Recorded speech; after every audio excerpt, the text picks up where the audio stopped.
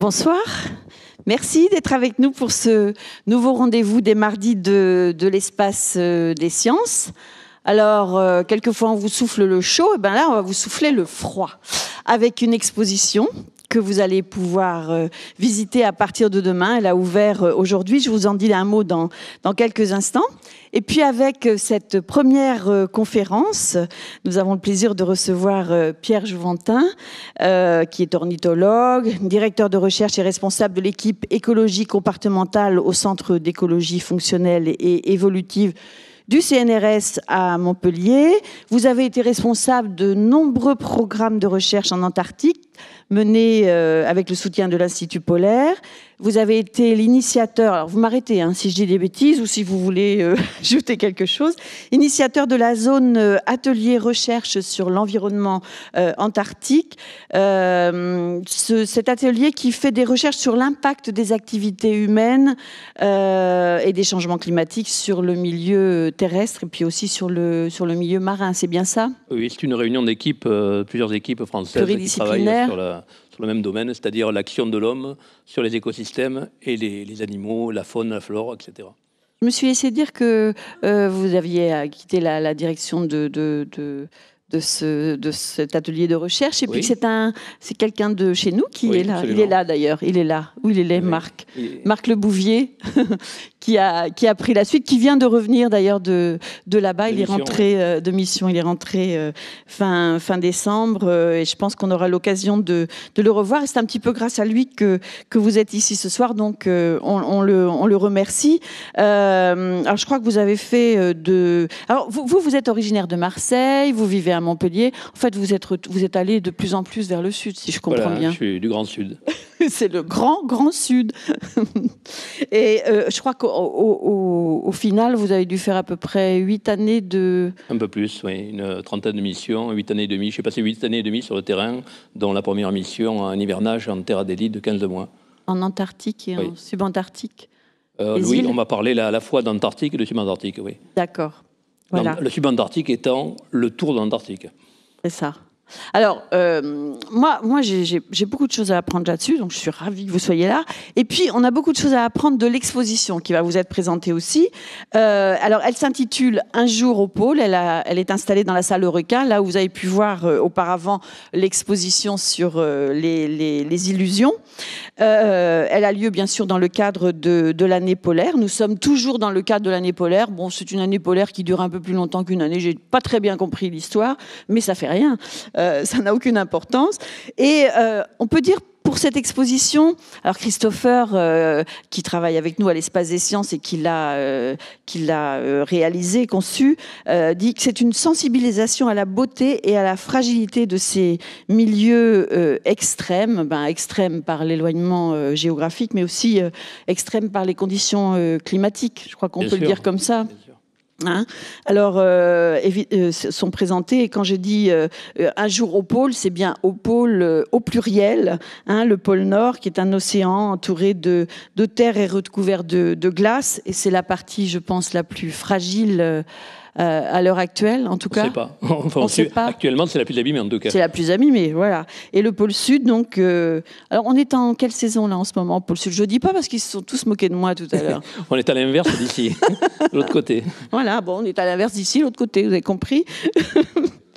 Voilà. Et dans cette exposition, vous verrez, il y a beaucoup de vidéos présentant par exemple tous les scientifiques qui travaillent sur ces zones.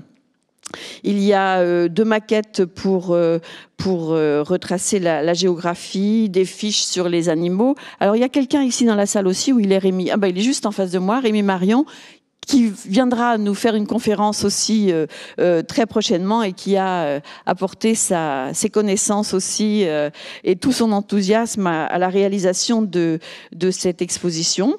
Alors, il y a aussi des animaux. J'ai un petit cadeau qui m'a été fait par le directeur de comment est-ce qu'on appelle, de l'Institut polaire de Brest. C'est une petite peluche haute comme ça. Je l'ai emmené voir l'exposition. Elle était très contente de retrouver toute sa petite famille. Voilà. Non, j'arrête de plaisanter, mais allez voir cette exposition. Prenez le temps, parce que je me suis aperçue que c'est une exposition qu'on peut pas visiter, regarder en un clin d'œil, parce qu'il y a plein de choses qui se répondent, pôle Nord, pôle Sud, etc. Il faut prendre le temps pour bien comprendre. Mais je crois que vous serez ravis de cette visite. Alors, vous allez nous parler de quoi ce soir ? Alors, ce soir, je vais vous parler de 3 sujets. Écologie, non pas au sens politique, mais au sens scientifique. Mais ceci dit, ça converge de plus en plus.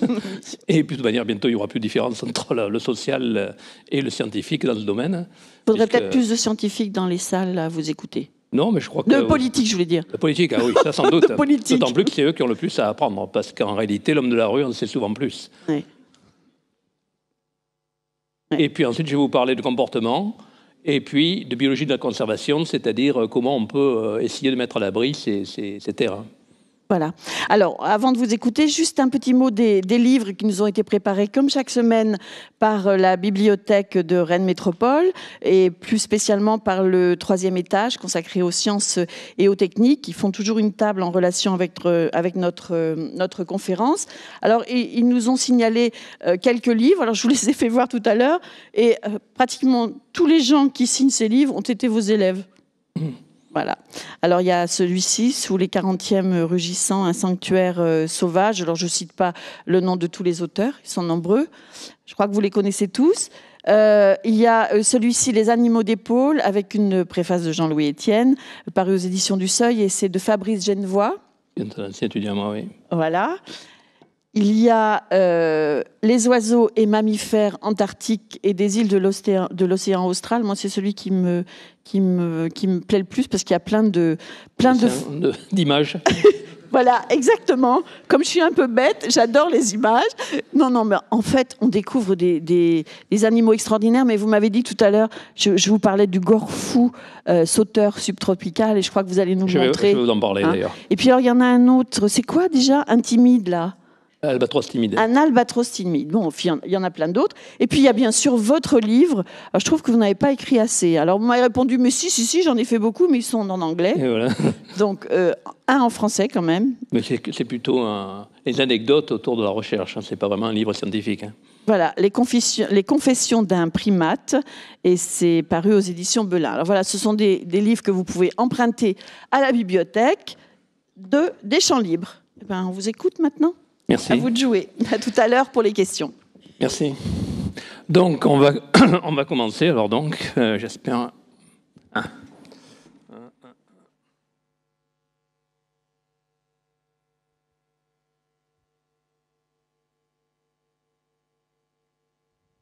Voilà. Donc, voici. Donc, on va vous parler donc d'écologie, de comportement et de conservation, c'est-à-dire de biologie de la conservation de la faune antarctique. Et donc, vous voyez déjà la Terre Adélie, qui est l'espace français, c'est-à-dire revendiqué par la France, on va le voir. Alors, d'abord, un peu le problème géopolitique. Alors, et un peu d'histoire. Vous voyez ici comment on représentait le globe il y a quelques temps, avant qu'on sache exactement ce qu'il y avait de l'autre côté de la planète, dans l'autre hémisphère. Et on s'aperçoit qu'en réalité, les géographes de cette époque s'imaginaient qu'il y avait un contrepoids, c'est-à-dire que de l'autre côté de l'Arctique, eh bien, il y avait un Antarctique qui devait être gigantesque. Manque de chance, ce n'était pas la réalité, puisqu'en réalité, il n'y a que 30% de terre et 70% de mer de ce côté-là, alors que c'est l'inverse dans l'hémisphère nord où on se trouve. Et donc, on va faire une balade dans l'Antarctique, qui était la terre inconnue, la terre incognita, pour les anglophones, The Last Wilderness. Et puis, donc, on va faire un voyage au confins de la civilisation, puisque c'est la dernière limite. Mais ceci dit, la globalisation, la mondialisation avance si vite que même l'Antarctique, maintenant, est à notre porte. Alors, tout d'abord, les découvertes, rapidement. Vous voyez, alors, les gens, dans les livres, vous entendrez dire qu'il s'agissait de découvertes d'espaces nouveaux, etc. En réalité, ils cherchaient, évidemment, comme toujours, des ressources économiques. Et donc, c'est la Compagnie des Indes qui a financé la première expédition menée par Bouvet, et puis ensuite Marion Dufresne, Crozet, Kerguelen, qui s'imaginait trouver des grandes richesses et qui racontait un peu des bobards ce qu'il a mené en prison, dont il est sorti à la Révolution d'ailleurs. Et puis vous avez Cook, qui est le grand explorateur anglais, qui lui qui a redécouvert les Kerguelen juste après, et puis ensuite qui a fait tout le tour de pas mal d'îles, comme par exemple la Nouvelle-Calédonie, etc.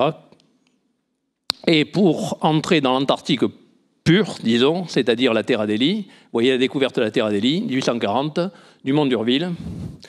Et ce qui est amusant, c'est que c'était 7 km plus loin que la limite actuelle des glaces. Donc vous voyez que ça a reculé. Alors, rapidement, je ne sais pas si vous avez compris tout ça, mais en tout cas, on l'a esquissé à l'instant. Dans l'Arctique, vous avez de la banquise, vous n'avez pas de continent, vous n'avez pas de roche sous la glace, et vous savez qu'elle est en train de fondre. Et puis, donc, banquise intercontinentale, donc les animaux peuvent passer d'un continent à l'autre par la banquise, éventuellement. Et puis, de l'autre côté, vous avez l'Antarctique. Et là, vous avez une situation complètement différente parce que vous avez sous la glace, sous les 2000 mètres d'épaisseur de glace, vous avez un continent qui est très grand et la Terre Adélie qui est revendiquée par la France parce qu'en réalité, l'Antarctique, ça n'appartient à personne. C'est le seul continent qui n'appartient à personne. Et donc, sur le plan biologique, ça a une conséquence, tout ça, c'est que l'Antarctique, alors que l'Arctique... Et la banquise relie des masses continentales, et donc les animaux peuvent balader d'un coin à l'autre. Dans l'Antarctique, c'est complètement isolé, c'est le seul océan circulaire, l'océan austral. Et donc, ça a été isolé à la fois des continents et les animaux n'ont pas pu y venir. Tous ces animaux qui sont venus sur l'Antarctique sont venus soit par l'air, soit par l'eau. Et puis, les hommes n'y sont pas arrivés jusqu'à récemment, et maintenant, il n'y a que des scientifiques et quelques touristes. Alors, pour vous donner une idée, déjà, vous voyez que quand on compare toutes, on va appuyer, oui, voilà. Quand vous voyez toutes les eaux liquides, c'est-à-dire toutes les eaux du monde qui se trouvent là représentées, hein, vous voyez que ça ne fait pas grand-chose par rapport à ce qui se trouve en glace, emprisonné sur l'Antarctique, les 2000 mètres dont je vous parlais. Et donc, vous voyez qu'en réalité, il ne vaut mieux pas que ça fonde. Sinon, ça ferait 50 mètres de plus au-dessus du niveau de la mer. Et donc, c'est un continent qui est un désert, en réalité, il y a très peu de précipitations. Et quand c'est l'été, c'est-à-dire l'hiver de chez nous, eh bien, il y a seulement 2% du continent qui est déglacé. Donc, vous voyez qu'en réalité, c'est un monde un peu particulier. C'est aussi le pôle du froid et du vent, il y fait jusqu'à moins 80 degrés. Il y a un vent qui peut aller jusqu'à 350 km/h, en particulier en Terre Adélie. Et donc, c'est vraiment extrême. Alors, comment fait-on pour résister dans des cas comme ça? On se cache parce qu'évidemment, à moins de 80 et 350 km/h, c'est pas possible de rester. Et donc, par contre, en hiver, le continent double avec la banquise. Donc, vous voyez, c'est assez curieux comme monde. Alors, le voilà d'ailleurs représenté. Vous voyez la Terre Adélie, l'archipel point de géologie, derrière le continent antarctique. La banquise en hiver, c'est ce qu'on voit rapidement au fond, là. Et puis, la mer libre en été, c'est-à-dire la photo représente l'été. Et puis, vous voyez là un petit bout de rocher où se trouve la base antarctique, et puis le continent derrière. Alors que quand ça a été découvert, comme vous avez vu le dessin précédent, c'était à 7 km sur ces petits îlots qui sont à 7 km au large. Donc ça a reculé. Alors, qu'est-ce que ça a comme conséquence? Eh bien, l'isolement de ces continents, c'est évidemment Antarctique, pas d'hommes, colonisation par l'air et par l'eau, contraintes climatiques gigantesques. Donc, conséquence, colonies immenses, très peu d'espèces sont arrivées à passer ce filtre.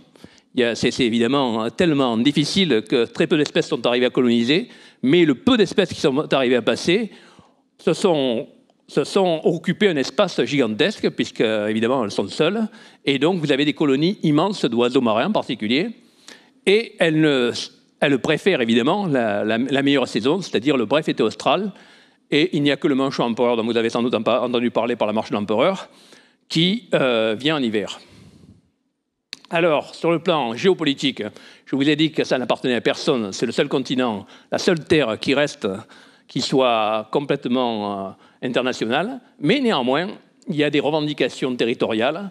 Vous voyez, alors, par exemple, la France, c'est cette partie qui est revendiquée par la France, la Terre d'Élie. Et puis là, la péninsule antarctique, où il y a des indices de pétrole, eh bien, vous voyez qu'il y a 3 pays superposés, c'est-à-dire le Chili, l'Argentine, la Grande-Bretagne, qui essaient évidemment d'avoir un petit bout. Et donc, pour le moment, tout a été gelé, si je puis dire, les revendications territoriales, mais un jour ou l'autre, ça risque de ressortir.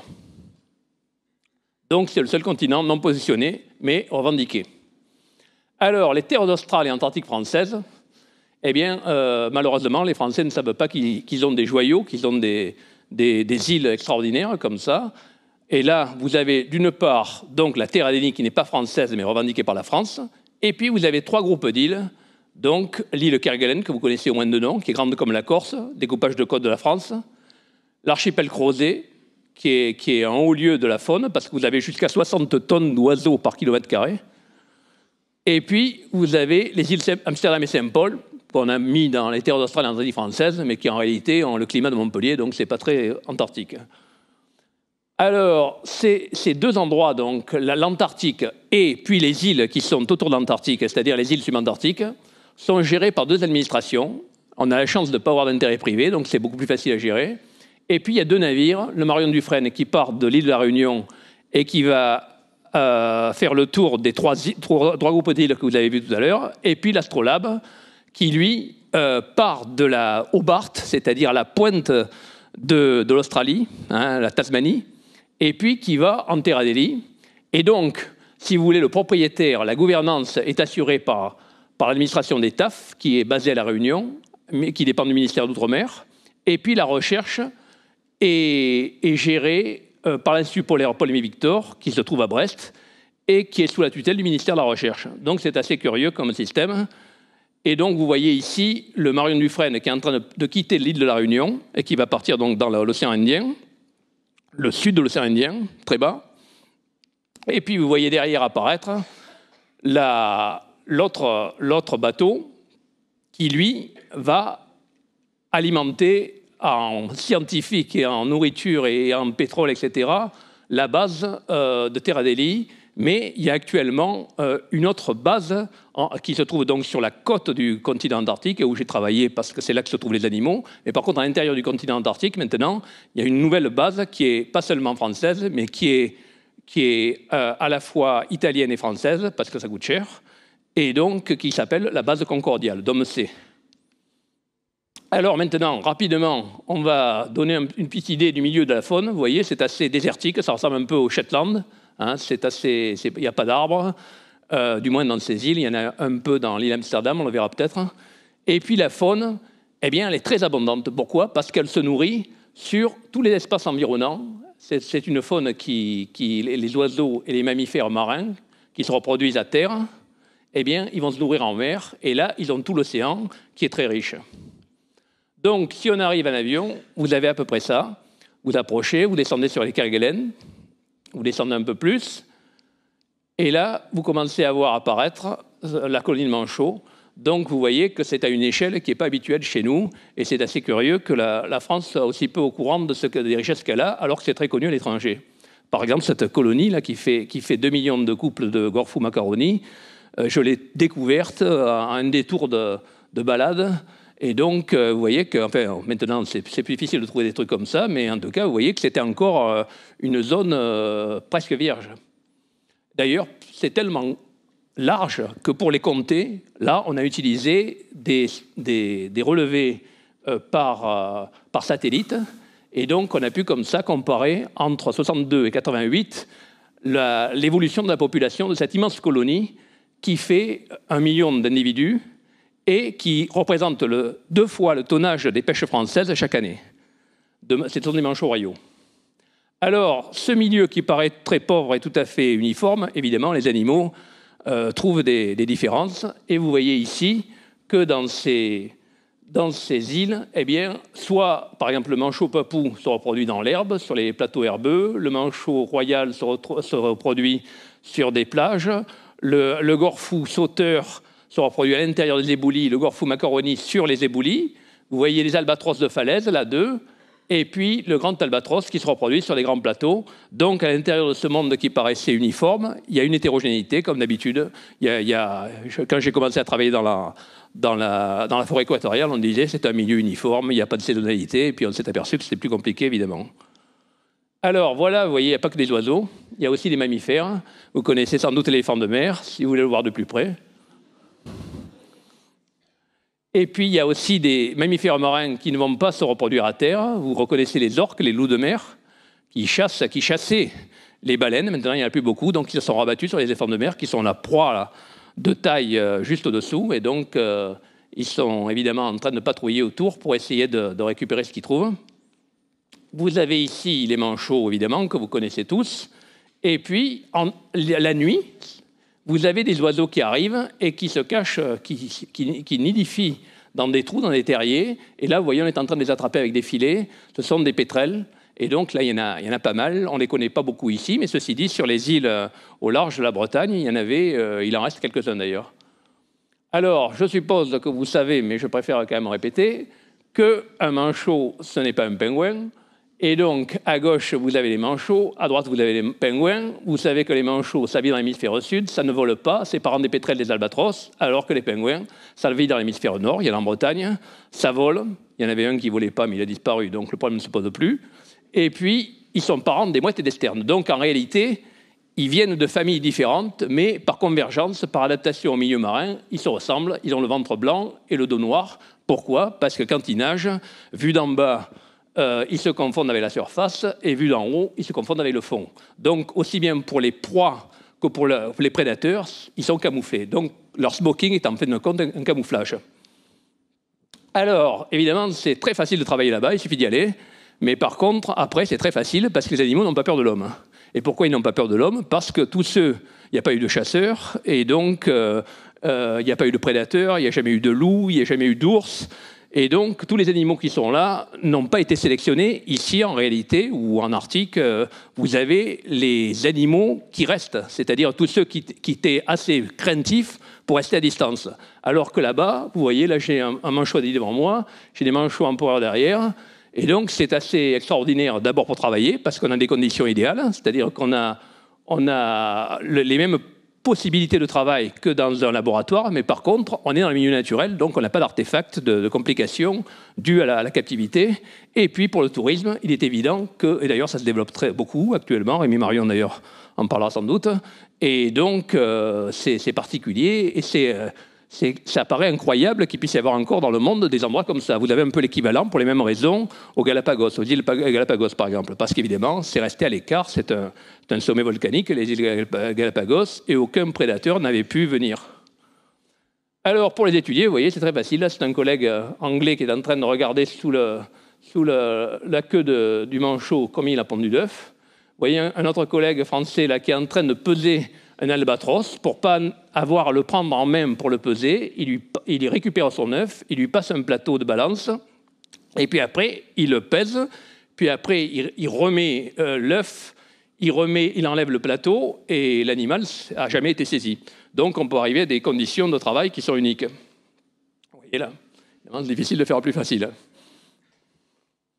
Alors, évidemment, outre que c'est facile, c'est en plus...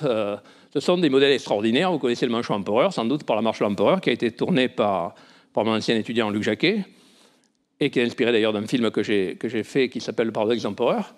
Et donc, vous voyez, l'histoire du paradoxe de l'empereur, c'est qu'il vient, lui, dans la mauvaise saison, c'est-à-dire au moment où l'hiver commence, où la banquise a complètement gelé. Eh bien, vous avez cette file d'animaux qui viennent se reproduire. Et pourquoi ont-ils choisi la mauvaise saison? Eh bien, parce qu'il leur faut un emplacement tout plat et qu'ils utilisent la banquise comme emplacement de reproduction. Donc, tout leur cycle est basé là-dessus. Et, extraordinaire, ils se reproduisent par moins de 35, par des vents extraordinaires aussi, puisque 350 km/h. Donc, ils se serrent les uns contre les autres, plus de distance territoriale, ils se tiennent chaud les uns aux autres, jusqu'à 10 couverts par mètre carré. Et donc, c'est assez incroyable. Si ça n'existait pas, on dirait que ce n'est pas possible. tant ça paraît impossible d'arriver à tenir dans des conditions pareilles. Et vous voyez là leur reproduction. Alors vous voyez la diapo de tout à l'heure, là leur arrivée en file, puis ensuite la formation du couple, puis ensuite la ponte. Donc la femelle pond, passe l'œuf au mâle, et puis là, vous voyez, c'est une espèce qui va plaire aux dames. Le mâle, ça pue tout le boulot, c'est-à-dire qu'il reste avec son œuf sur les pattes. Il reste pendant 2 mois d'incubation sans manger, c'est-à-dire qu'avec les 2 mois avant de pariade, c'est-à-dire de formation des couples, ça fait 4 mois. Donc il reste 4 mois sans manger, il ne boit que de la neige. Et donc ensuite, à l'éclosion de l'œuf, eh bien, la femelle réapparaît. Et donc à ce moment-là, mâle et femelle se passent le relais. Et puis les poussins grandissent, ils sont trop gros pour rester sous le ventre des parents où ils sont à l'abri. Et à ce moment-là, quand ils sont un peu grands, le cycle de la banquise se termine. Hop, il n'y a plus de pile, j'ai l'impression. Non, c'est bon. Oui, donc la banquise se fracture et ils partent en mue sur les flots, F-L-O-E-S, c'est-à-dire des bouts de glace qui partent au large. Donc en réalité, le cycle du manchot empereur est calé avec la banquise. Et c'est pour ça qu'il dure 8 mois. En réalité, ce qui est rapide pour une si grosse espèce, puisque cet animal fait plus d'1 mètre de hauteur et jusqu'à 40 kg de poids. Alors, là, on va entrer rapidement, je ne vais pas entrer trop dans le comportement, là, je pourrais vous parler pendant 10 ou 20 heures, mais enfin, je vais limiter à quelques minutes. Comment font-ils pour se retrouver là-dedans? Alors, c'était un des problèmes que j'ai essayé de comprendre. Et donc, expérimentalement, on a essayé d'abord de voir comment ils arrivaient à s'y retrouver. Et il s'est trouvé qu'on s'est rendu compte qu'ils ne se reconnaissent pas à la vue. On s'est dit, ils nous paraissent pareils, mais peut-être que voient une différence. Et non, ce n'est pas la vue, ce n'est pas l'olfaction. Ils ne sont pas très doués pour l'olfaction, alors que d'autres, les pétrels, par exemple, sont doués. Et c'est uniquement la voix. Et donc, ils se reconnaissent entre le mâle et la femelle du même couple, puisqu'ils sont fidèles à l'intérieur du même cycle, et puis entre parents et poussins. Donc, chacun enregistre le cri de l'autre, et les parents ne nourrissent que leurs poussins, normalement, et le conjoint n'échange le poussin ou l'œuf qu'avec son conjoint. Donc, alors, vous nous direz, c'est extraordinaire, c'est un 6e sens, les animaux sont vraiment incroyables, ils ont des possibilités que nous n'avons pas. Eh bien, je vais vous prouver le contraire. Je vais vous apprendre à parler manchot en 2 minutes. Alors voilà, vous allez suivre ma méthode assimile de manchot. Alors, écoutez bien. Non, ça marche. Voilà, alors écoutez, là, vous avez, alors d'abord que je vous explique la règle du jeu, vous avez ici 3 fois le même individu qui chante. Alors vous voyez, c'est exactement le même découpage, mais ce n'est pas exactement le même cri. Donc c'est 3 cris du même individu, et puis vous avez, c'est un mâle, là, oui, et puis vous avez 3 cris d'un autre mâle. Hein? Donc on a 2 individus, et vous avez 3 chants de chacun des individus. Donc vous allez écouter, vous allez voir que vous êtes aussi bon comme un manchot. Alors, le premier donc chant.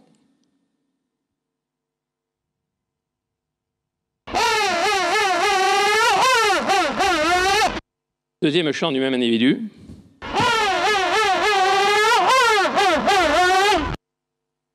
Maintenant, troisième chant du même individu. Et maintenant, je change d'individu. Vous avez vu que c'est très facile, hein? Voilà le deuxième chant.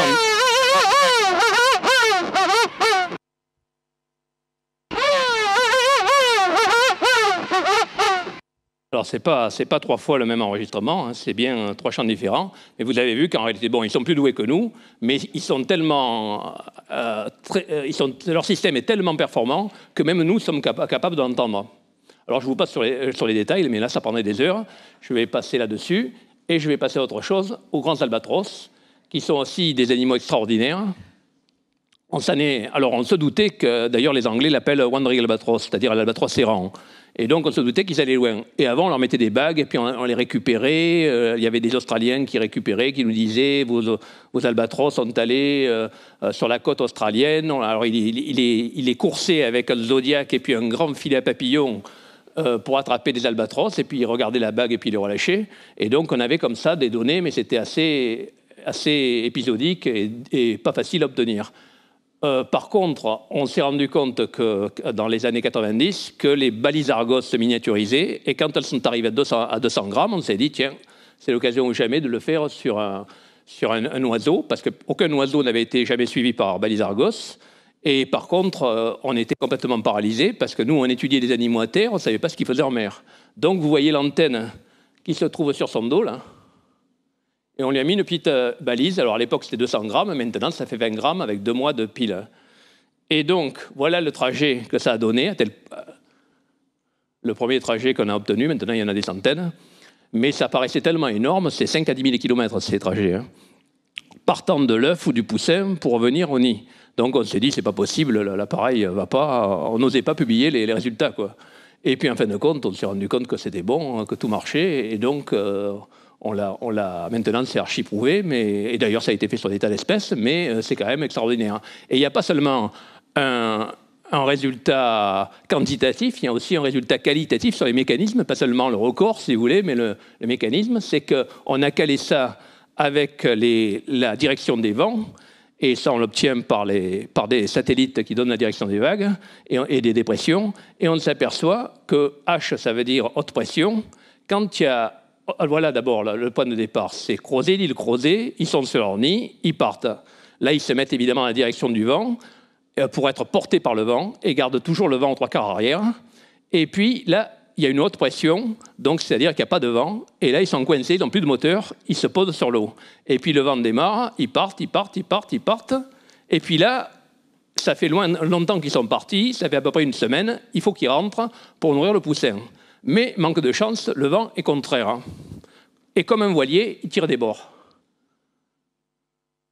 Et c'est ça le secret des albatros, c'est-à-dire qu'en réalité, ce ne sont pas des hélicoptères, ce sont des planeurs. Et donc, c'est pour ça qu'en faisant 1000 km de vol, ils arrivent à dépenser qu'1% de leur poids.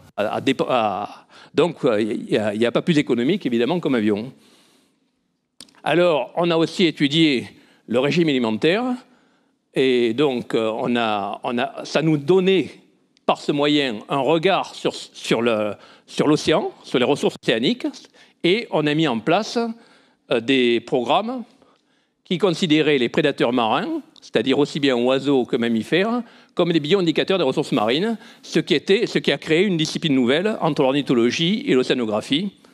Et là, vous voyez par exemple ici des manchots royaux qu'on suit avec des balises Argos, et comme ça on voit où ils vont, vous voyez, ils sont en train de balader, et puis hop, ils vont trouver des poissons. À ce moment-là, avec un petit bateau qu'on avait sur place à Kerguelen, on faisait un coup de chalut, et on voyait quel type de poisson ils mangeaient.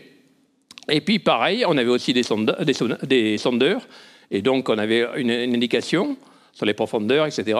Et puis là aussi, on a fait les mêmes études sur des otaries. Et là aussi, on arrive à suivre par balise Argos et par chalut. Et donc, on a une étude à la fois de déplacement et puis des régimes. Et donc, ça nous donne un regard sur l'océan, parce qu'il n'est pas facile de savoir qu'est-ce qu'il y a dans l'océan comme ressources. Et donc, à partir de ce type d'études, on a fait un grand programme de suivi des animaux et des écosystèmes. Il n'y avait pas que des zoologistes, il y avait aussi des botanistes et puis des entomologistes, des gens qui travaillaient sur les insectes. Et d'ailleurs, à l'époque, j'étais responsable de ce programme. Et maintenant, c'est Marc Lebouvier, dont on a parlé tout à l'heure, qui se trouve à Pimpon, qui a pris la succession. Et donc, il y avait un volet terrestre, il y a toujours d'ailleurs, un volet terrestre, et puis un volet marin. Et donc, je passe sur le détail, mais enfin, ça représente une quarantaine de chercheurs qui travaillent là-dessus et qui, comme ça, font le lien entre à la fois la terre et la mer. Alors ça a permis de mettre au point, par exemple, dans notre domaine, des banques de données sur les oiseaux marins. C'est la plus importante qui est au monde, puisqu'elle comprend 20 espèces, c'est-à-dire 40 années de suivi ininterrompu, c'est-à-dire qu'en baguant les oiseaux et chaque année, les regardant sur quel nid se trouve, avec quel partenaire, combien de poussins, combien d'œufs, eh bien, une sorte d'état civil, comme une préfecture. On a un état civil et on voit l'évolution des populations. On voit que, par exemple, la population de manchots empereurs se casse la figure en Terre Adélie, que la population de manchots Adélie augmente au contraire. Pourquoi ? probablement parce que les manchots empereurs, la banquise est en train de se réduire et donc ça pose des problèmes. Par contre, le déneigement des sommets de la roche en terre Adélie et dans l'Antarctique favorise l'augmentation des populations de manchots qui trouvent des emplacements de reproduction. En tout cas, c'est pas simple, vous voyez, mais ça permet de voir. Et là, pourquoi c'est possible ce genre de choses? Parce qu'on arrive à suivre. Là, je suis en train de baguer sur son nid un albatros, vous voyez. Et en fin de compte, il se lève même pas et j'ai même pas besoin de le capturer. Et donc, c'est unique. C'est ce qui a permis d'être très en avance sur les études qui se font même en France, parce que les animaux, évidemment, en France, quand on bague un oiseau avec un filet, on a 2 à 4% de chances de le retrouver. Donc, c'est très difficile comme étude. Alors, voilà, là, vous avez la démographie, la stratégie démographique de ces oiseaux. Et vous voyez, par exemple, le petit passereau qui niche dans votre jardin, eh bien, il a une maturité sexuelle de 1 à 2 ans. Il a une espérance de vie de 1 à 2 ans. Puis après, vous avez des canards, vous avez des rapaces. Là, vous commencez à avoir des stratégies plus longévives. Et puis, vous avez des pétrels. Et puis, vous arrivez aux albatros. Et là, vous voyez, ce sont des oiseaux qui commencent à se reproduire à l'âge de 10-12 ans, qui peuvent vivre 50 ans. Donc, en réalité, ce sont des stratégies démographiques qui sont du même ordre que celles de l'homme, alors que vous avez, par exemple, sur l'albatros, le poussin qui est juste derrière, et l'albatros fuligineux, eh bien, il est un peu plus gros qu'une poule. Donc, vous voyez, ce sont des stratégies démographiques ralenties, et là, ça nous amène au problème de conservation. Ce sont des animaux qui sont relativement fragiles, parce qu'ils n'ont jamais eu de prédateurs, et que l'homme, involontairement, en a parfois amené. On entre dans le dernier volet là, de la conservation, biologie de la conservation. Alors, évidemment, il y a eu les phoquiers, les baleiniers. Maintenant, ce n'est plus le cas. Mais il n'en reste pas moins que c'est une figure assez approximative, mais il n'en reste pas moins qu'on voit que les baleines en bleu ont beaucoup été réduites, hein, il n'y en a plus beaucoup, et que par contre, le reste est resté, évidemment, mais par contre, il y a eu un impact très fort des baleiniers. Et puis, on s'est rendu compte que l'homme a eu un impact beaucoup plus grand que ce qu'on le croyait. Par exemple, dans l'île Amsterdam, qui était très, très particulière, hein, parce qu'elle se trouve à la fois, je vous l'ai dit, elle a le même climat que Montpellier, donc c'est pas très antarctique, mais néanmoins, elle se trouve dans des eaux très froides. Hein. Et donc, c'est unique. Il y a les seuls équivalents dans le monde, c'est dans l'océan Atlantique, les îles Tristan d'Acunha et Gough, qui se trouvent au milieu de l'Atlantique. Et donc, il y a eu une adaptation à ce milieu. Et il se trouve qu'en effet, petit à petit, je me suis rendu compte qu'il y avait des espèces bizarres. Et par exemple, cet albatros-là, qu'on confondait avec le grand albatros, en réalité, il a des petites barres noires sur le bec, alors que l'autre ne l'a pas. Et puis, à l'état adulte, il est comme les juvéniles du grand albatros. Donc, on l'a décrit comme nouvelle espèce. Mais il n'y a pas eu que ça sur cette île Amsterdam. On a trouvé aussi des manchots, des pétrels nouveaux, qui n'étaient inconnus pour la science, donc qui étaient confondus, et puis un canard disparu maintenant. Alors ce canard disparu, vous voyez sa tête, là, hein, son squelette, sont des ossements subfossiles, c'est-à-dire qui datent de quelques dizaines d'années, c'est-à-dire qu'entre le moment où l'homme est arrivé et maintenant, eh bien, il a disparu. En réalité, personne n'a pu en avoir en main, et il a été certainement éliminé par les rats, les chats, les chiens que l'homme a amenés involontairement. Donc on l'a décrit comme une espèce nouvelle, puis ce n'était pas décrit. Et puis, c'était un des plus petits canards du monde, il faisait faire dans les 200 grammes maxi, et il était aptère, parce que sur une île, c'est-à-dire qu'il n'avait pas d'ailes, parce que sur une île, il n'avait pas besoin, jusqu'à ce que les prédateurs aient été introduits, et là, il en aurait eu besoin, mais c'est trop tard, il a disparu, parce qu'il ne pouvait plus s'envoler. Et donc, ça, c'est la description de la nouvelle espèce, donc. Et puis là, récemment, alors ça date de l'année dernière seulement, on a découvert un gorfou sauteur. Tiens, c'était le gorfou sauteur qui plaisait tant à notre présentatrice.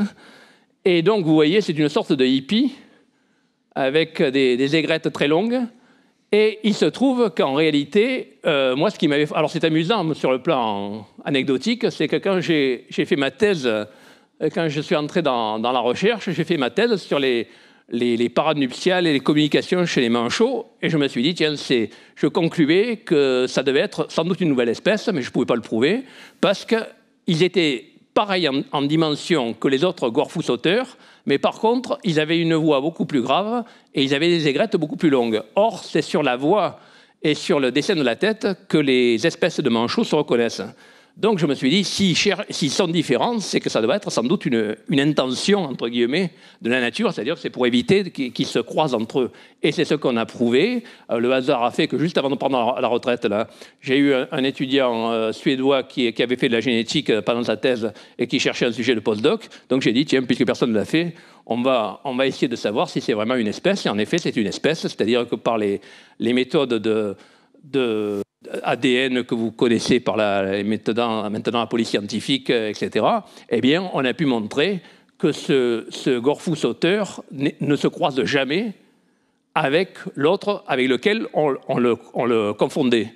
Et il se trouve que l'autre est beaucoup plus nombreux que celui-là, ce qui fait que ce gorfou sauteur d'Amsterdam et Tristan da Cunha, eh bien, il est devenu rare, alors que c'était une espèce qui n'était pas du tout menacée. Maintenant, ça devient une espèce menacée, puisque cette nouvelle espèce est très peu abondante. Donc, vous voyez, et là, alors, on peut dire, là, on va décrire une nouvelle espèce de manchot-papou qu'on vient de trouver par les mêmes méthodes, puisque quand on voit à l'oreille, par exemple, je me disais, tiens, c'est curieux, ils n'ont pas la même voix, or ils se choisissent par la voix, ils ont des petits dessins de la tête qui ne sont pas pareils, or ils se repèrent par la tête pour s'accoupler, mais on ne pouvait pas trancher parce qu'il fallait la preuve biochimique. Et là, maintenant, on a la nouvelle preuve qu'il y a un manchot-papou qui n'était pas décrit, et même deux espèces, en réalité, qu'on a décrites, qui vont être publiées dans cette année, je pense. Maintenant, entrons dans la biologie de conservation sur le sens un peu positif, c'est-à-dire qu'est-ce qu'on peut faire, parce que la fin est toujours déplaisante dans ces histoires de conservation, parce que ça finit toujours mal. Et vous voyez d'abord que dans ces coins-là, on peut étudier les manchots, les bestioles d'une manière très facile. Vous voyez, un collègue américain là, qui a été recruté au CNRS cette année, là, et qui se trouve en train d'étudier ces manchots d'en haut, c'est assis sur une chaise. Et puis là, vous voyez deux îles de l'archipel Crozet. Une île qui a, le hasard a fait, qui avait une petite baie où les bateaux pouvaient venir. Et donc, involontairement, les marins qui sont venus à l'époque des phoquiers et des baleiniers ont introduit, en descendant à terre, des rats. Et donc, on n'a plus que 8 espèces de pétrels et une toute petite population, puisqu'on a fait un rond proportionnel à la taille de la population. Et puis, vous voyez sur l'île qui est juste à côté et qui est identique, enfin similaire, 10 km à côté, eh bien là, vous avez 17 espèces de pétrels et beaucoup plus de population. C'est d'ailleurs là qu'on a étudié la plupart des pétrels qui sont décrits maintenant dans les îles australes. Et donc, en réalité, la seule différence, c'est qu'il y a eu des rats qui ont été introduits sur cette île. Donc, vous voyez que le rat, ce n'est pas seulement un mangeur de graines ou de végétaux, c'est aussi un prédateur effrayant qui mange pas les adultes souvent, enfin à part les petites espèces, mais les œufs et les poussins. Alors un autre alien, vous le connaissez, c'est celui de chez vous, là, c'est le chat. Alors évidemment, le voilà de plus près, vous fixant dans les yeux. Eh bien, voilà son arrivée à Kerguelen. C'est très récent, ça date des années 50. Et vous voyez l'avancée. Alors là aussi, la même bêtise qui n'a pas été fait d'ailleurs au Kerguelen, ça a été fait dans des tas d'endroits, sur des îles. Les gens introduisent involontairement des rats et des souris. Ils se disent, bon, ben, chez moi, je me débarrasse des rats et des souris en mettant des chats. Donc ils vont chercher des chats. Et les chats qui sont moins bêtes que les gars qu'ils ont fait venir, eh bien, ils mangent des pétrels qui sont beaucoup plus faciles à manger que les rats ou les souris qui sont difficiles à attraper. Et donc, ils ont complètement vidé des dizaines de millions de pétrels, mais heureusement, il y avait des tas d'îles, et donc aucune espèce n'a disparu, mais par contre, ça s'est soldé par des dizaines de millions d'individus qui ont été mangés. Alors, autre alien, voilà, une vache qui a été introduite sur l'île Amsterdam. L'île Amsterdam, je vous en ai parlé déjà plusieurs fois. Eh bien là, il y a un fermier réunionnais qui est venu avec 5 vaches. Et puis, au bout de 6 mois, il a eu le blues, il a eu le mal du pays, il est rentré chez lui. Et à ce moment-là, il a laissé ces 5 vaches qui sont devenues plusieurs milliers et qui se sont reproduites, évidemment. Il n'y avait pas que des vaches, il y avait aussi des taureaux. Et puis ensuite, qui étaient, à l'époque où j'ai pris cette photo-là, cadavériques, parce qu'évidemment, il n'y avait pas de prédateurs. Donc, on n'allait quand même pas introduire des loups pour les chasser. Et donc, c'était la hauteur de l'herbe qui régulait la population. Donc, tant qu'elles avaient encore un peu des dents, elles mangeaient, et puis elles étaient en compétition, parce que c'était régulé uniquement par la hauteur de l'herbe. Et puis, quand elles n'avaient plus de temps, ben, elles mouraient. Les dents étaient trop usées par la roche. Et donc, on a demandé à l'administration d'intervenir, et c'est ce qu'elle a fait. Elle a fait une clôture tout autour. On a d'abord éliminé 2000 vaches, ici. Les dernières par hélicoptère, parce que ça a été difficile à éliminer. Et puis ensuite, là, on a enclos 400 vaches, qui sont toujours, et de manière à ce que l'albatros d'Amsterdam, dont je vous ai parlé tout à l'heure, puisse continuer à se reproduire sur les sommets, parce qu'évidemment, les vaches ne mangeaient pas les albatros, mais elles piétinaient les nids. Donc, il y avait une interaction qui était nuisible. Donc, on les a enfermées. Et puis maintenant, c'est une zone d'élevage, c'est-à-dire qu'on ne les laisse plus se reproduire. Elles sont plus grasses, mais par contre, elles finissent dans l'assiette des gens de la base. Donc, c'est devenu une sorte d'élevage. Et dans le fond, moi, j'aurais été pour simplifier, c'est-à-dire éliminer tout le monde. Mais en réalité, ça posait des problèmes parce que, sur le plan génétique, c'était quand même pas inintéressant d'avoir un bovin qui était complètement adapté, parce qu'on l'a laissé pendant 200 ans tout seul. Donc, il se conduisait un peu comme une antilope, c'est-à-dire qu'il léchait les herbes quand il ne trouvait pas de l'eau, il mangeait des joncs. Donc, ça peut être intéressant un jour, si on a besoin de races vraiment rustiques, qu'on laisse complètement à l'abandon. Donc, ça sera toujours possible d'en faire venir à ce moment-là. Alors, une autre histoire qui a été résolue relativement bien, c'est deux autres envahisseurs dans l'île de Saint-Paul et à la Roche-Quille. L'île de Saint-Paul, c'est à 80 km de l'île d'Amsterdam. La Roche-Quille, c'est ce petit bout de caillou que vous voyez, qui fait à peu près 40 mètres de long. Et cette île fait à peu près 3 km.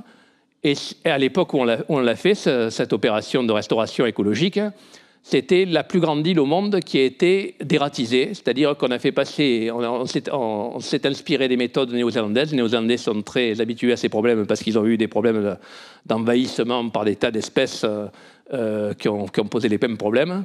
Et donc, ils avaient plus d'expérience que nous. Donc, on a mis sous l'hélicoptère un distributeur automatique d'appât empoisonné biodégradable. Et donc, avec un GPS, on a fait des lignes pour arriver à épandre notre poison partout. Je pensais que les lapins allaient être faciles à éliminer et que les rats seraient plus difficiles. En réalité, ça a été l'inverse. Les rats ont été éliminés en 3 jours. Et les lapins, par contre, certaines familles, disons, se sont tenues à l'écart, ne voulaient pas toucher à l'appât. Heureusement, les techniciens néo-zélandais nous l'avaient averti. Et donc, ils étaient venus avec des chiens ratiers là, qui sont capables d'aller dénicher les lapins, ce qu'ils ont fait, ce qui fait que maintenant, on a éliminé tous les rats et les lapins de l'île. Et donc, la végétation a été complètement modifiée. Et puis, je pensais, avec la démographie des pétrels qui est très lente, que ça mettrait 10 ou 20 ans pour se reconstituer, pour qu'ils recolonisent. Et puis, en réalité, sans doute parce qu'ils étaient tellement en surnombre sur ce petit caillou, en particulier, il y avait une espèce qui n'existe que là dans le monde. Hein. Donc, une espèce d'oiseau. Donc, eh bien, ils sont arrivés, ils devaient tellement être en surnombre qu'ils devaient coloniser chaque année, et chaque année, ils se faisaient bouffer par les rats. Et puis là, ils ont pu coloniser. Donc maintenant, il y a cette espèce de pétrel qui n'existe que là dans le monde, qui a pu se réinstaller. Donc, on a sauvé une espèce. Donc, vous voyez, ça a été relativement utile. Alors, maintenant, passons à une mise en réserve récente que vous connaissez sans doute pas. C'est qu'il y a, d'une part, vous connaissez cette carte, c'est-à-dire donc, on va le mettre, voilà, les îles françaises. La Terre Adélie, je vous expliquais que ce n'était pas français, c'était revendiqué par la France.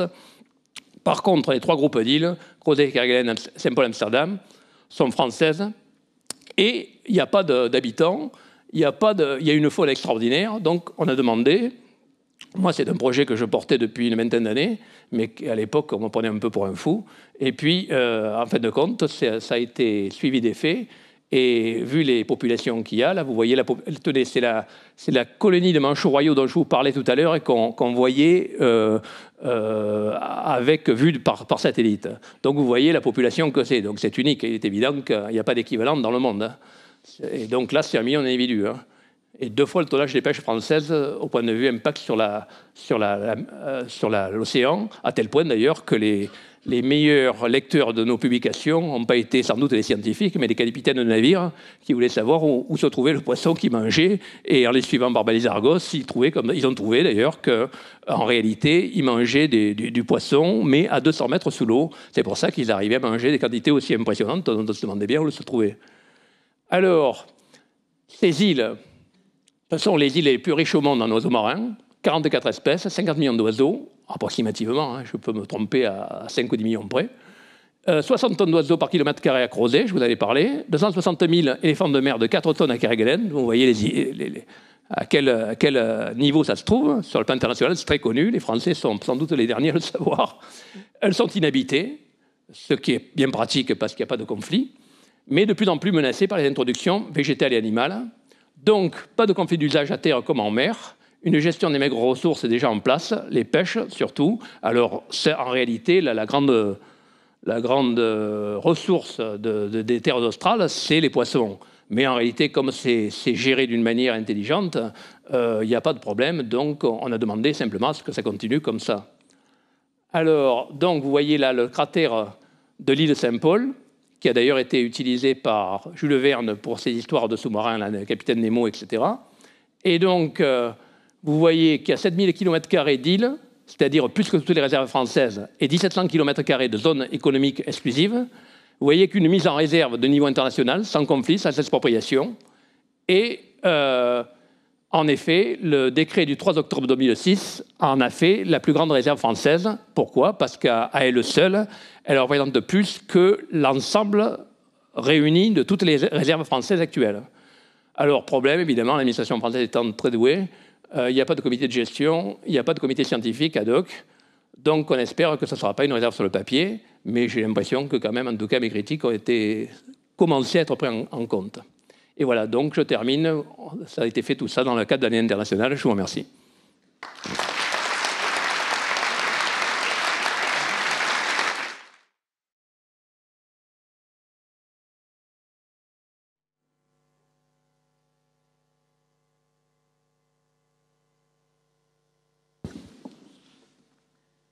Oui, j'avais oublié de dire tout à l'heure, mais je pensais y revenir. Vous avez réalisé 5 films documentaires, oui, dont celui dont vous nous avez dit un mot, là, Le paradoxe de l'empereur. Oui. Et c'était quoi ce film? C'est celui qui a inspiré Luc Jacquet. Voilà, c'est-à-dire que j'ai à l'époque, plutôt que faire un film qui montre les chercheurs en train de faire des grandes découvertes, j'ai préféré montrer les résultats, c'est-à-dire ce qu'on savait du manchot empereur. Et donc, j'ai monté un scénario qui est la découverte, comment le manchot empereur arrive à lutter contre les conditions incroyables dans lesquelles il vit. Et puis, c'était à l'époque un film qui a été fait il y a 25 ans, donc qui est passé sur toutes les télés, françaises et internationales. Et puis, Luc Jacquet, qui a été mon étudiant, qui a hiverné en Terre Adélie, et qui est devenu réalisateur professionnel, animalier, a repris une bonne partie du scénario, et en a fait La Marche de l'Empereur, qui a eu l'Oscar Hollywood, ouais, que vous connaissez, qui a eu 7 millions de spectateurs aux États-Unis. Oui. Voilà, et bien maintenant c'est à vous de poser des questions. Vous faites signe, on vous donne un micro. Vous avez Julien d'un côté, Julie de l'autre, au choix. Voilà, allez-y monsieur. Tout à l'heure, vous avez expliqué donc que le manchot s'identifiait avec la voix, mais on observait là des milliers d'individus. Donc, même avec une identification sonore, se retrouver parmi ces milliers d'individus, quels autres repères avait-il? Bien sûr, vous avez raison. En réalité, ils se font aider quand même spatialement. C'est-à-dire qu'ils reviennent dans la zone où ils ont le dernier rendez-vous qu'ils ont eu. Ils ont en mémoire le lieu. Et donc, ils reviennent dans cette zone. Et puis, ils commencent par là. Ils commencent par chanter à cet endroit-là. Et puis ensuite, comme parfois ça bouge, sur le manchot empereur, c'est le cas extrême, puisqu'il bouge tout le temps, hein, vous avez vu, ils n'ont pas de nid. Donc là, il commence à tourner, et c'est assez systématique, d'ailleurs, il fait des cercles, et il avance petit à petit, et toutes les 5 minutes à peu près, il chante à nouveau, et ça peut durer 2 jours, avant qu'il trouve son partenaire. Hein. Merci. Moi, je voudrais savoir ce qu'elles font les femelles pendant que les mâles ils couvent les œufs pendant 4 mois. Là, je sais pas. Qu'est-ce qu'elles font, elles? Elles font du shopping, bien sûr. Ah. Non, elles vont se nourrir grassement en mer. Elles se C'est-à-dire nourrissent que pendant grassement. que le pauvre homme reste à la maison Ouais. avec l'œuf sur les pattes, eh bien, elles s'en foutent plein le ventre, elles vont en mer. Alors, Ah. ceci dit, la mer, c'est un truc de fou, l'histoire du manchot empereur, parce qu'ils ont l'eau à 1 mètre sous les pattes, sous la glace, mais comme ils n'ont pas de pioche pour passer à travers, ils sont obligés d'aller chercher la mer libre, qui peut être à 50 ou 100 km. Donc les femelles partent comme ça. C'est pour ça qu'ils sont arrivés à ce système qui paraît complètement bizarre, du mâle qui assure toute l'incubation, parce qu'en réalité, c'était pas rentable de faire les allers-retours, donc parce que c'était trop loin. Et donc, il fallait qu'il y en ait un qui se sacrifie. Et comme la femelle avait pondu, elle avait déjà perdu une partie de ses réserves, c'est sur le mâle que c'est tombé. Et donc, c'est pour ça que les femelles, pendant que le mâle est en train de lutter contre le froid, en tenant son poussin sur les pattes, les femelles sont en mer, à 50 ou 100 km, et plongent pour se remplir le ventre et pour venir nourrir ensuite. Ah. C'est un beau partage des tâches. Hein. Ah oui, Pas ça vous mal. plairait, ça. Ouais, c'est pas mal. Une autre question?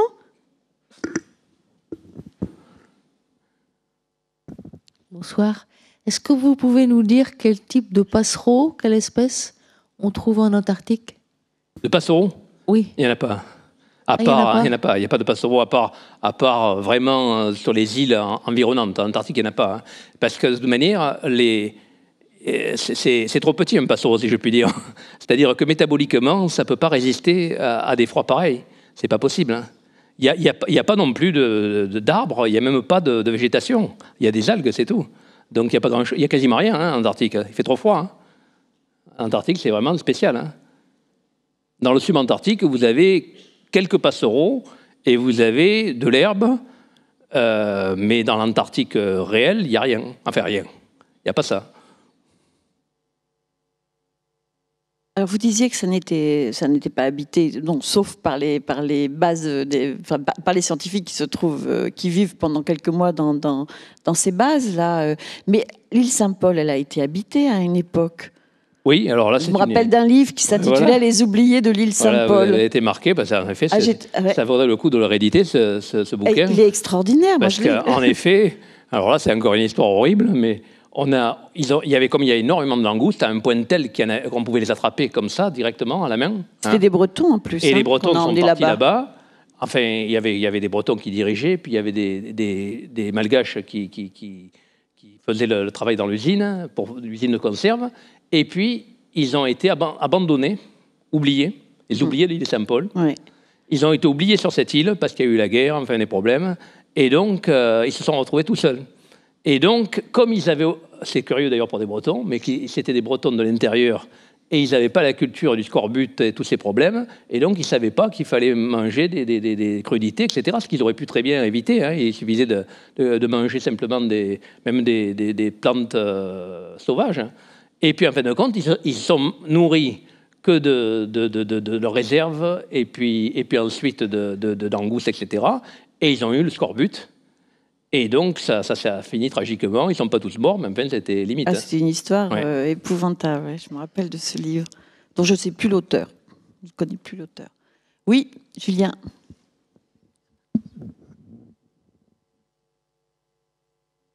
Oui, excusez-moi, je voulais juste savoir, qu'en est-il de la fonte des glaces au niveau des satellites aussi qu'est-ce qu'on repère actuellement, en fait?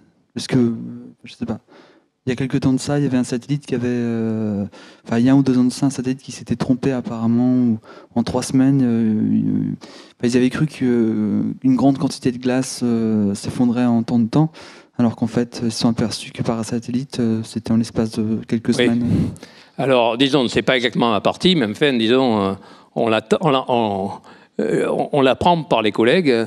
D'abord, vous comparez vous parlez de l'Arctique, hein, c'est-à-dire que probablement vous parlez de l'Arctique, c'est-à-dire en Arctique, vous savez peut-être qu'il y a le GIEC. Le GIEC, c'est 1500 climatologues qui essaient de voir comment va se passer le réchauffement climatique dans le monde. Et ils se sont alors depuis ces 20 dernières années, on les prenait pour des fous et des semeurs de zizanie quand ils annonçaient que c'était grave. Et puis en réalité, d'une part, leurs prédictions se sont avérées exactes, et même, on s'aperçoit maintenant qu'ils étaient au-dessous de la vérité, et qu'en réalité, involontairement, ils se sont fait une censure une censure psychologique, c'est-à-dire que l'Arctique est en train de fondre beaucoup plus vite, et ils annonçaient pour 2050 ou 2100 la fonte de l'Arctique, de la banquise arctique, et puis en réalité, ça va sans doute être beaucoup plus rapide, c'est dans quelques 10-20 ans, on ne sait pas. Donc là, c'est pour l'Arctique. Et puis pour l'Antarctique, jusqu'à récemment, on disait il n'y a aucun impact, c'est trop, il y a trop de glace, etc. Et puis là, on commence à avoir des indices de fonte de l'Antarctique. Alors évidemment, il y a une inertie qui n'est pas au même niveau, puisque vous avez vu sur la diapo l'importance du volume, mais il n'en reste pas moins qu'il y a des problèmes maintenant dans l'Antarctique. Et là, il vaudrait mieux pas qu'il y en ait trop, parce que là, vous avez vu, c'est 2000 mètres d'épaisseur. Donc si tout ça est fondu, ça fait 50 mètres de plus dans les océans mondiaux. Donc là, il y a un problème, et là, manifestement, il y a un impact. Alors, le grand spécialiste, et d'ailleurs, c'est des Français qui ont d'abord, vous avez entendu parler des carottages de glace dans l'Antarctique, vous avez entendu parler qu'à partir des gaz emprisonnés dans la glace, ce sont des équipes françaises qui ont été leaders mondiaux et qui ont montré que c'était du gaz carbonique, qui avait augmenté alors qu'il y en avait beaucoup moins, plusieurs centaines de milliers avant. Et puis, que non seulement il y avait plus de gaz carbonique qu'avant, mais que c'était dû à l'homme. Et puis, un des leaders de cette histoire-là, ça a été Claude Lorius. Et je me rappelle, moi, il y a 35 ans, je ne sais plus, je lui disais, mais tu ne crois pas que le glacier de l'Astrolabe en Terre Adélie a reculé de 7 km, la découverte de la Terre Adélie s'est faite 7 km plus loin, tu ne crois pas qu'il y a quelque chose, il y a un réchauffement? Il me dit non, faut pas, c'est peut-être dans la Terre Adélie, mais on ne sait pas, c'est très localisé, dans notre coin ça augmente. À l'époque, il ne savait pas. Il y a 25-30 années. Moi, c'était une intuition, c'est tout. Et puis maintenant, c'est sûr que là, ça recule même en Terre Adélie. Et donc, dans l'Arctique, ça fonde très fort, et dans l'Antarctique, ça commence à fondre. Une autre question, faites travailler Julie, elle est toute triste, là. Tu vois bien? Non? Oui.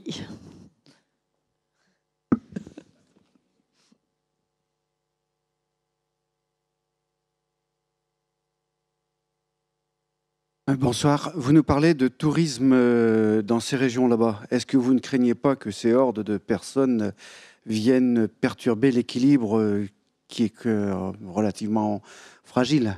Ben oui, absolument, c'est un problème. Hein. C'est-à-dire qu'actuellement, moi j'ai participé, par exemple, j'ai été guide naturaliste quand j'avais pas de travail, quand j'étais étudiant. Et puis, je me suis retrouvé sur le Bahia Parezo, par exemple, qui était un bateau qui a coulé à la rotation suivante, juste après la mienne d'ailleurs. Et donc, N'y êtes pour rien. Non, je suis pour rien, mais surtout, je n'étais pas dessus. Tout d'ailleurs, il n'y a pas eu de mort, puisqu'en réalité, c'était dans des eaux très proches de la. Tout le monde a été sauvé. Mais en tout cas, à l'époque, il n'y avait aucun contrôle, hein, c'est-à-dire que les gens, moi, ça m'avait frappé, parce que moi, j'étais très formé à ces trucs-là, et puis je voyais que c'était n'importe qui, les gars qui gardaient les touristes comme des chèvres, ils n'avaient aucune consigne, donc ils ne connaissaient pas les animaux, ils ne savaient pas quelle distance il fallait approcher, etc. Et là, ça a fait des dégâts, c'est-à-dire qu'il y a des colonies de manchots qui ont disparu à la suite du tourisme.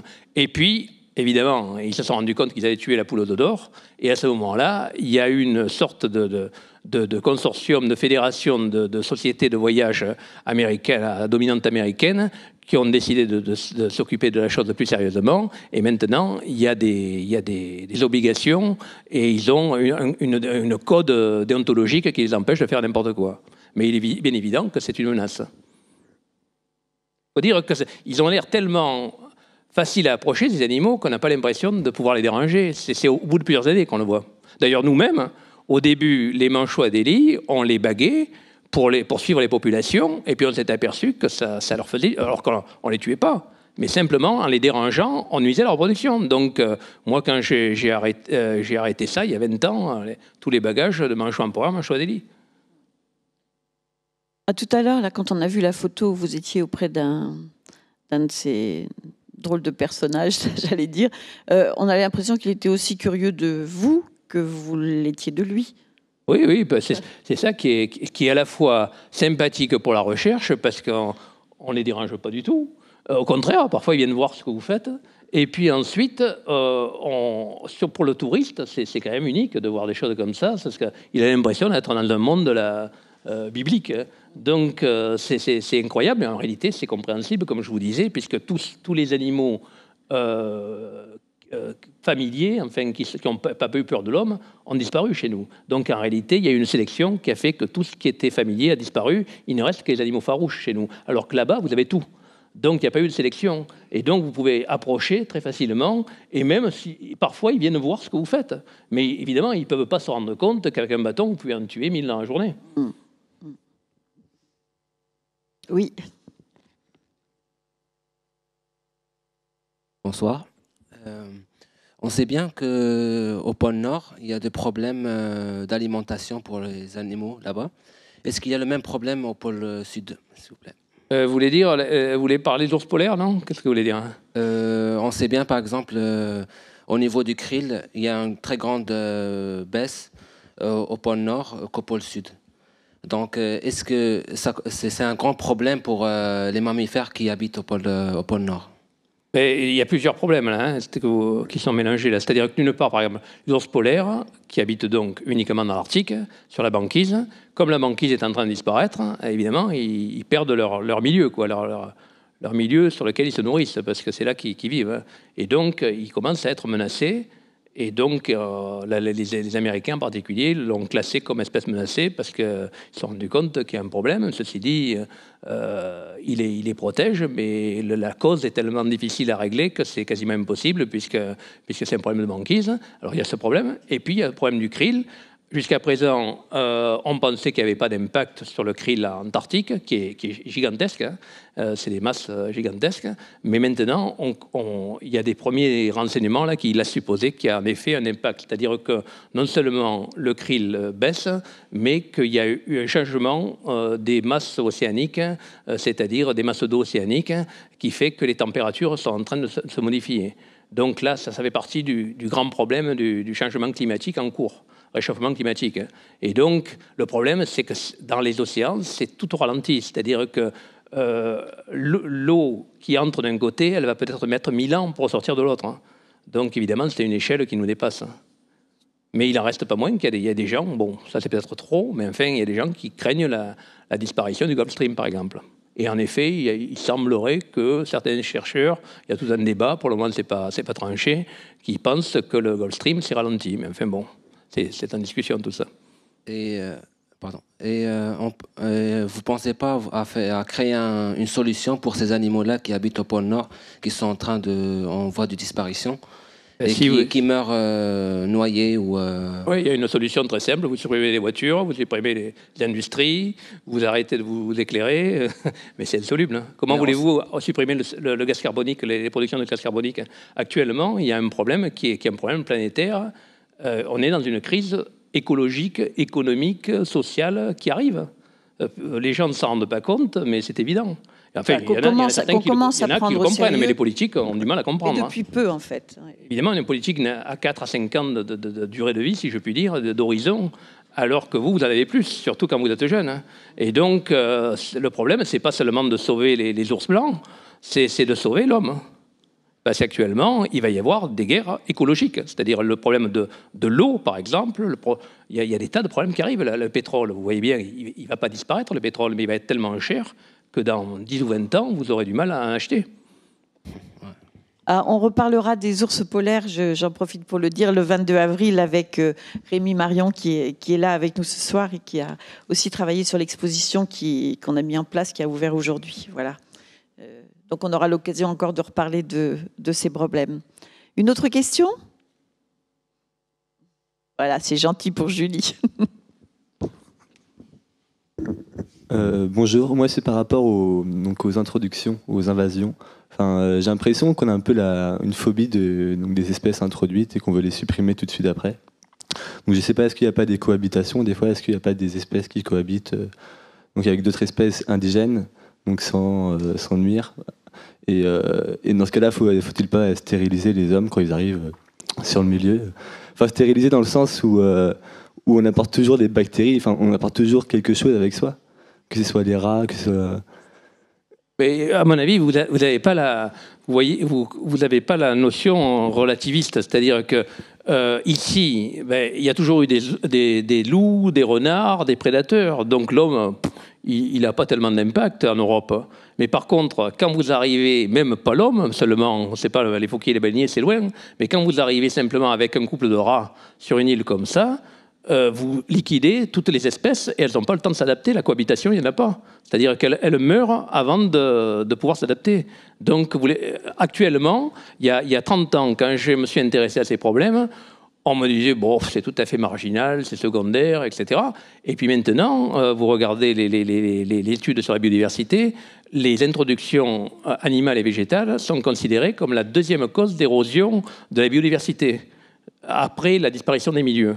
Donc c'est un impact gigantesque. En réalité, vous avez des tas d'îles qui ont été touchées. Toutes les îles océaniques, c'est-à-dire les îles coralliennes ou les îles volcaniques, par exemple toutes les îles du Pacifique, la Réunion, la Maurice, toutes ces îles que vous ai montrées, tout ça, ça avait des faunes qui s'étaient adaptées à l'absence de prédateurs, puisque ça a été sorti de l'océan, soit par des coraux, soit par des volcans.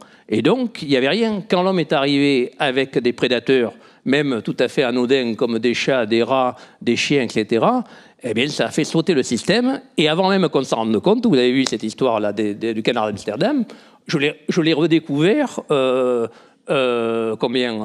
siècle après qu'il ait disparu, en réalité. Donc, on s'aperçoit seulement maintenant de ce qui s'est passé. Regardez, sans aller dans ces terres lointaines, à l'île de la Réunion, par exemple, vous voyez les premiers, ça a été occupé récemment, hein, c'est-à-dire entre 1700 et 1800. Eh bien, les premiers gars qui sont arrivés là-bas, ils dormaient sur les plages, et il y avait tellement de tortues sur les plages dans le milieu qu'ils étaient obligés de s'entourer de branchages pour se protéger, pour pouvoir dormir. Et bien, maintenant, il n'y a plus une seule tortue. Donc, en réalité, il y a eu un impact gigantesque, mais ça va tellement vite que vous ne le voyez pas. C'est-à-dire que les gens n'ont pas eu le temps. Actuellement, on décrit, comme j'ai fait pour les canards, on décrit, je connais d'ailleurs le gars du muséum qui le fait, il décrit à La Réunion, en cherchant dans la terre, à travers les ossements de ces tortues, des espèces qui n'existent plus, mais qui étaient inconnues pour la science. Donc en réalité, on sous-estime. Ceci dit, il n'en reste pas moins dans ce que vous dites, que c'est compliqué tous ces problèmes. Par exemple, il y a la tarte à la crème de la biodiversité, nombre d'espèces. Bon, ben vous introduisez un rat ou un chat ou un chien dans une île, vous augmentez la biodiversité. Donc, ce n'est pas aussi simple que ça le paraît, c'est plus complexe. Hein. Donc, en réalité, ça mérite l'attention. Par exemple, en Camargue, l'augmentation de l'anthropisation, c'est-à-dire de l'homme qui a introduit des tas de cultures, etc., la riziculture, etc., ça a augmenté la biodiversité, c'est-à-dire le nombre d'espèces. Donc, c'est compliqué tout ça. Mais il n'en reste pas moins que, bon, il y a un problème et que, de toute manière, je ne vois pas comment on va le résoudre. Mais, en tout cas, regardez dans le Pacifique, hein, dans les îles du Pacifique, on voit l'évolution, en réalité, quand il y a eu la guerre contre le Japon, entre les Américains, les USA et le Japon, eh bien, les Américains avançaient d'une île à l'autre, et chaque fois, sans le savoir, il n'y avait pas d'intention, ils arrivaient avec leur rat, et hop, toute la faune a disparu, et c'est seulement maintenant qu'on se rend compte qu'il y a des tas d'insectes, de mollusques, de plantes qui ont disparu sans qu'on en prenne conscience. C'est seulement maintenant qu'on le voit, parce qu'à l'époque, on sous-estimait ce problème, donc ce n'est pas un problème mineur. Hein. Oui, là où.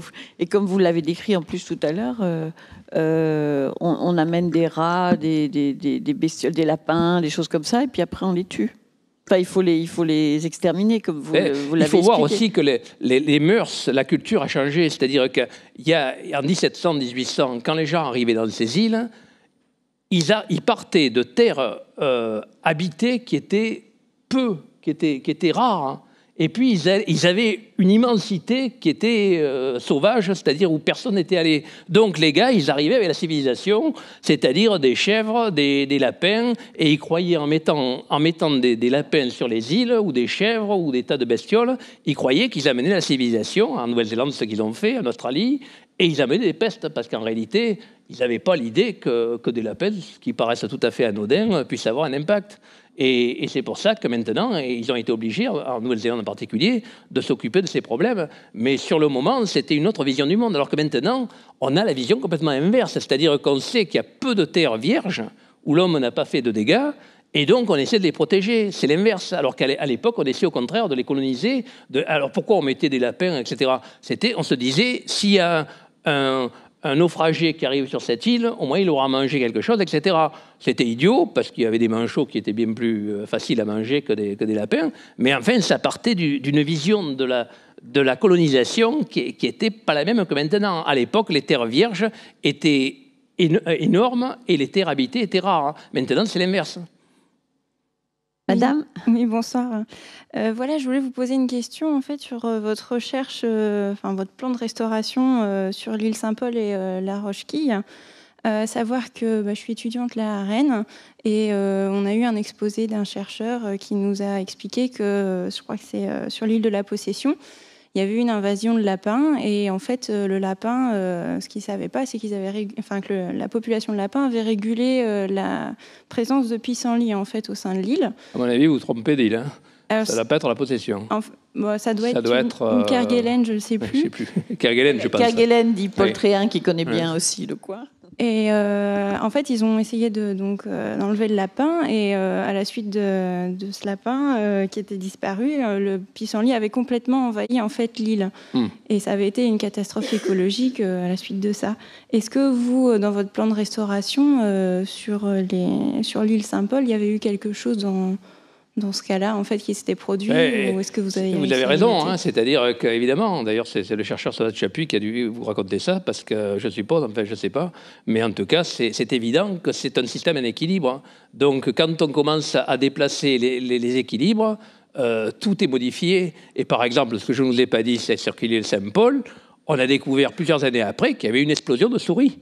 Donc, en réalité, les rats, certainement, étaient prédateurs des souris. Dans la mesure où on a éliminé les rats, on a fait une explosion de souris qui sont moins dangereux, en tout cas pour les pétrels, mais les souris mangent par exemple tous les insectes et ont un impact important aussi. Donc en réalité, quand on entre dans ces trucs-là, c'est un système en dynamique. Et donc, pour arriver d'abord, vous n'arrivez jamais à revenir complètement au point de départ. Par exemple, l'île Amsterdam, bon, je vous ai dit, on a enlevé j'ai simplifié. On a enlevé les bovins, bon, c'est formidable. Et j'aurais pu vous dire, la végétation, par exemple, il y avait des chardons introduits. Bon. Et les chardons, ils occupent des espaces libres. Et il y en avait partout. Et l'administration se disait, mais comment détruire ces chardons? Alors ils essayaient de les éliminer les uns après les autres. Je leur ai dit, mais c'est idiot tout ça en réalité. Quand les bovins vont disparaître, le milieu va se fermer, ils vont disparaître les chardons. Et c'est ce qui est arrivé. Et en effet, il n'y a plus que de chardons maintenant que dans la zone où il y a les bovins. Donc il y a tout un tas d'équilibres et il y en a parfois qui sont irréversibles. Par exemple, la terre qui est partie, parce que là, il y avait des forêts en plus. C'est la seule île des terres australes où il y avait des forêts. On le sait par les dessins des premiers navigateurs. Il y avait des forêts jusqu'à 300 mètres. Hein. À laquelle? À l'île Amsterdam. À l'île Amsterdam. Et donc, peut-être à l'île Saint-Paul, mais ça, en tout cas, on n'a pas de traces. Et puis, donc, les marins ont mis le feu. Ils ont brûlé les forêts. Après, ça a fait une sorte de désert. En plus, il y a les vaches qui empêchaient que ça repousse. Donc, la terre, avec lessivage par les pluies, est descendue à la mer. Et d'un seul coup, vous avez un milieu qui est très difficile à récupérer. Pourquoi? Parce qu'il n'y a plus d'humus. Donc, en réalité, il ne faut pas croire que la restauration écologique, il suffit de claquer des doigts. En réalité, c'est un processus qui prend 1000 ans. Hein. Et donc... on ne peut jamais revenir à l'état initial, mais on fait ce qu'on peut, quoi. Je veux juste ajouter un mot, parce qu'on vient de me dire, en fait, c'est un chercheur qui est sur une espèce de mouche aptère, donc sur une des îles subantarctiques, et il s'appelle David Renaud, en fait. Ah, d'accord. Et l'équipe de Marc Le Bouvier travaille plus sur la végétation et les insectes, c'est ça? C'est ça. Hein? Ah bah, il est là, voilà, Marc Le Bouvier. Oui, si je peux apporter une précision par rapport au pissenlit à Kerguelen. En fait, on observe effectivement un recouvrement de plus en plus important de pissenlits sur les îles où on a éradiqué le lapin, mais ce n'est pas tellement lié à l'éradication du lapin. Le facteur principal, c'est des sécheresses répétées depuis une quinzaine d'années qui font crever la végétation autochtone. Donc, du coup, on se retrouve avec du sol nu et le pissenlit qui est présent est un très bon colonisateur et prend la place de la végétation. Donc, il y a un effet du lapin par rapport à ça, mais qui est très marginal. Et ça, on peut l'affirmer parce qu'on a des situations de contrôle sur des îles indemnes de lapins où on observe le même phénomène. Merci pour cette précision, Marc. Une autre question? Ce sera la dernière.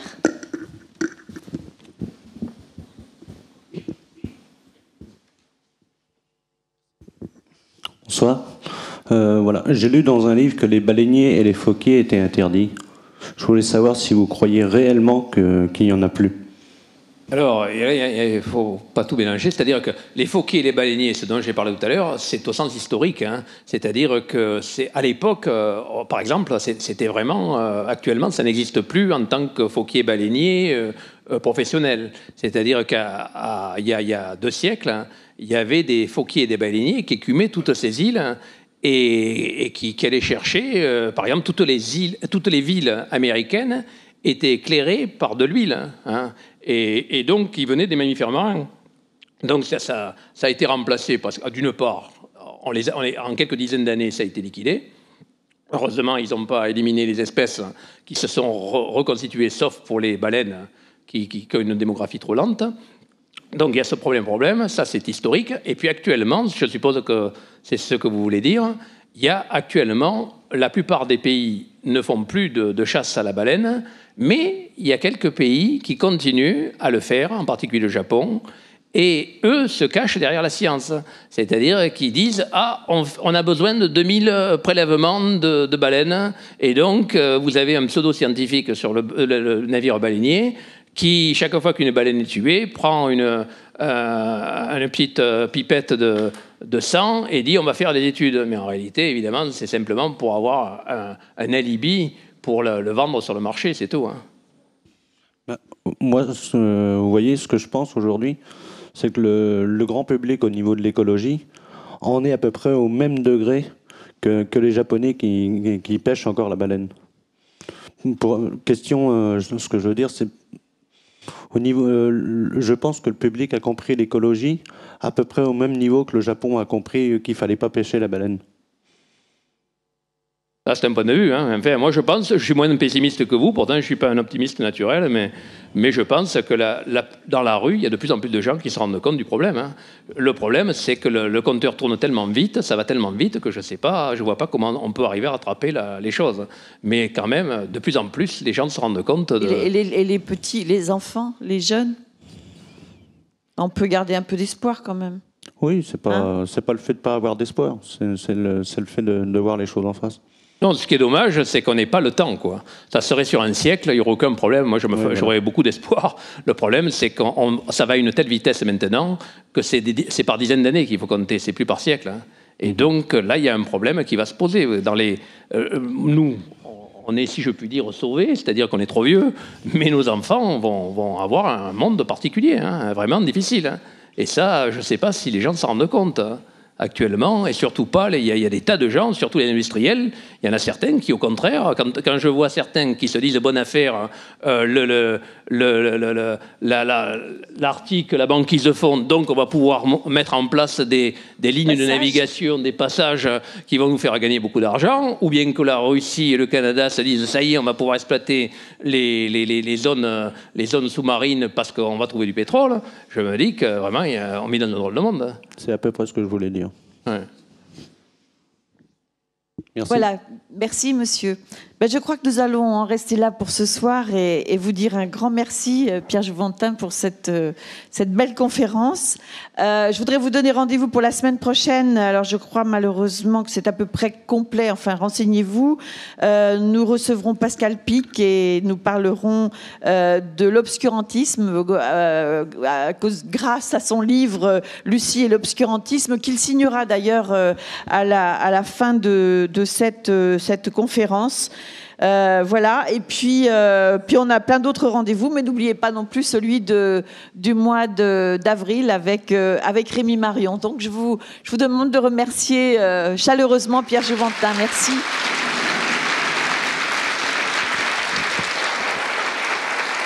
Alors, cette conférence a été filmée et enregistrée, donc vous pourrez la retrouver sur le site de l'Espace des Sciences dans 2-3 semaines, si vous voulez la revoir. Et puis, vous savez aussi que certaines des conférences qui ne sont pas filmées sont toutefois enregistrées et vous pouvez les réentendre aussi sur le site internet de l'Espace des Sciences. Si vous avez des problèmes, vous nous le dites. Merci, bonne nuit, bonne soirée.